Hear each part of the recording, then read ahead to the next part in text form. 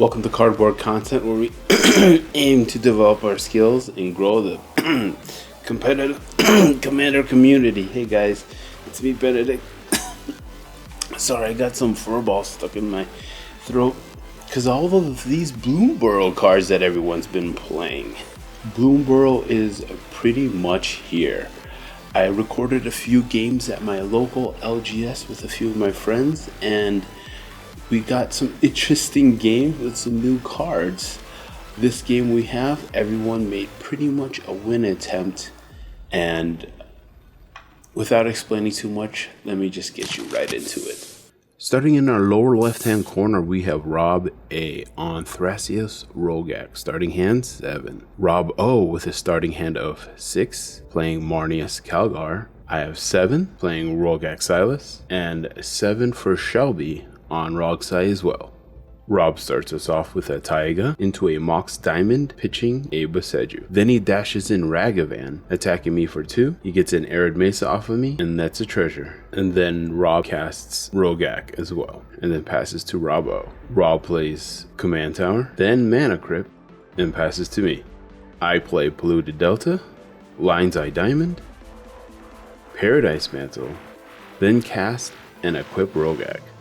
On Shelby's turn, he plays Mox Amber, Underground Sea, casts his Commander Rograkh, and then Arcane Signet. We move on to Rob A's turn. He recasts Ragavan, not dashing, and then moves to his end step. Rob O casts a Vampiric Tutor. On Rob O's turn, he rolls for Mana Crypt. He's safe, plays a Phyrexian Tower, then casts a Smothering Tithe.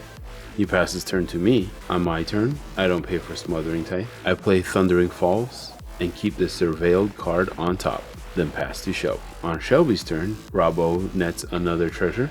He plays Flooded Strand, casts Lion's Eye, sacks Flooded Strand. Rob A responds by discarding an Elvish Spirit Guide and crop rotating a Gaze Cradle into play. Flooded Strand resolves, and Shelby gets a Volcanic Island. Then Shelby casts Transmute Artifact, putting into play a Bolus of Citadel, sacking Lion's Eye Diamond to pay the difference of Bolus Citadel. Then casts Burgi off of Bolus. Then casts Simian Spirit Guide off of Bolus, netting a red off of Burgi. Then he casts Last Chance off of Bolus, netting another red. Springleaf Drum, another red. Then casts Orcish Bowmaster, netting a red, and then targeting Rob A's Rograkh. Then casts Cabal Ritual, netting another red. Then ending his turn with a Silas-Rograkh. We move on to his Last Chance turn.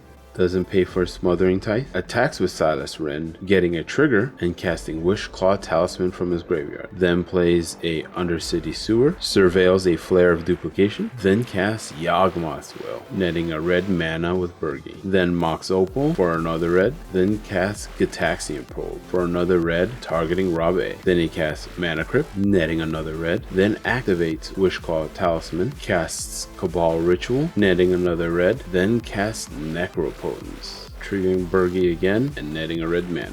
Exiles with Necropotence, exiles another with Necropotence, pays another to exile with Necropotence, in total 4 times, then casts Mox Diamond, triggering Burgi, getting a red, then activates Necropotence 7 more times till he gets a castable card, which is Mana Vault, and he nets another red. Activates Necropotence 2 more times to cast a Culling of the Weak, nets a red. Activates Necropotence 3 more times, then finally gets to Tainted Pact.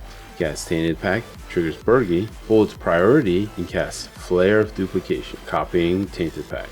Rob A responds by casting Return the Favor, copies Tainted Pact, mills cards off the top of his deck till he hits a Force of Negation, then casts Force of Negation, pitching Mask of the Mimic. Shelby responds by necroing 4 more times.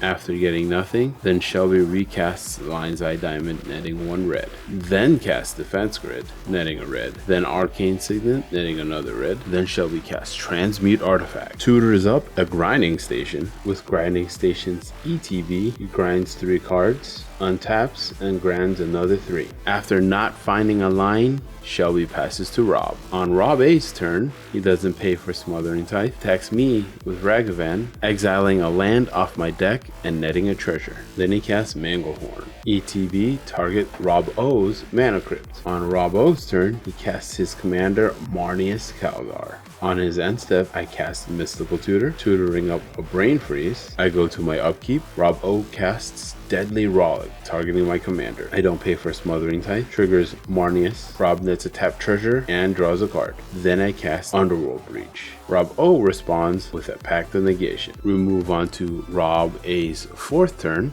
He doesn't pay for Smothering Tithe, attacks me again with Ragavan, and he nets a treasure and a new Bloomburrow card, Valley Flood Caller. He casts the Otter and passes to Rob O's turn. Rob O pays for his pack, he passes turn to me. I move on to my turn. I trigger Smothering Tithe, which triggers Marneus Calgar. I recast my commander, Rograkh, and then pass to Rob A's turn. On Rob A's turn, he doesn't pay for Smothering Tithe, and then Marneus gets a trigger. Rob A attacks me again with Ragavan, gets a treasure and a Flusterstorm. Then Rob casts Dockside Extortionist. He nets 5 treasures. Then casts his commander, Thrasios. On Rob O's turn, he casts Cabal Ritual. Then casts Necro Duality. Then on my turn, I trigger Smothering Tithe and Marneus again, cast my own Cabal Ritual to help me pay for Jessica's Will. Rob O responds with Flusterstorm. On my end step, Rob activates Thrasios, reveals a Mox Opal, activates Thrasios again, and then gets a Retraction Helix. We move on to Rob A's turn, doesn't pay for Smothering Tithe, which triggers Marneus Calgar. Then Rob A casts Finale of Devastation. Rob O responds with a Fierce Guardianship. Rob moves into combat and attacks me with Ragavan, exiling another one of my lands and netting a treasure. We move on to Rob O's turn. He casts Silence. Rob A responds with a Retraction Helix, targeting Valley Flood Caller. Retraction Helix resolves on Valley Flood Caller. Rob A activates Valley Flood Caller to return Mox Opal to his hand before netting a mana. Targets Mox Opal, he taps Mox Opal and returns it to his hand. Then he casts Mox Opal, which triggers Valley Flood Caller to untap and creates a loop of getting infinite mana. Rob O tries to respond by casting Entomb. Rob A responds by casting a Chromox on top of that to restart the loop. With Rob A's commander, Born Upon the Wind, and Thassa's Oracle, Rob A will be able to go through his entire deck and then flash in Thassa's Oracle for the win. Good job, Rob A, for winning on top of Rob O's Silence there. I honestly didn't see it coming. It was pretty good line. New to me, the Otter himself, probably my favorite card out of the whole set, is very powerful. I included it, of course, in my ROG side deck. I'm pretty sure it's in Rob's 99 as well. Endgame summation, Shelby saw it himself. He should have led with casting the defense grid prior to him making an attempt there. He dug pretty deep. I think he said he put away 19 cards with the Necropotence because there were too many things he couldn't cast or didn't need at the time. So bad luck on him on that. Rob A, good job to you. Pretty much flawless. Good timing on the counter spells and everything like that into interaction. Rob O, pretty much just stopping me for my win attempt. You got some good control pieces. You got pretty consistent. You got your small little combo going with Marneus. A great opportunity. You led with the Silence, and unfortunately, with all these new flash cards out, it's very difficult. I should say it's very easy now for people to win on top of the Silence, given the opportunity with all these flash cards. If you think you can do just as good as these guys, we have an event coming up August 3rd for a beta time twister. You can head to darksidegames.com or head to topdeck.gg to register for the event. Again, the date is August 3rd. It's a $75 entry. We do have a cap but it is for a beta time twister. If you enjoyed the content, please hit that like button, and there's a subscribe button there. If you haven't done that already, please do consider. We also have another way for you guys to help us out, which would be our Patreon, like these guys. Thank you everyone for your continued support for this ever-long journey. I have to give the special thanks to our tier 2 content consumers, Big Yoda for 7 times, Marcus for 4, Dylan for 4, and Troy for 4. Moving on to our cardboard cutouts tier 3, Wong at 9 times, Matt at 8 times, Albert at 8 times, and Joiner at 3. If you enjoyed the content, please join us at patreon.com/cardboardcontent to support the channel. Thank you so much. Thank you. See you next time for more content.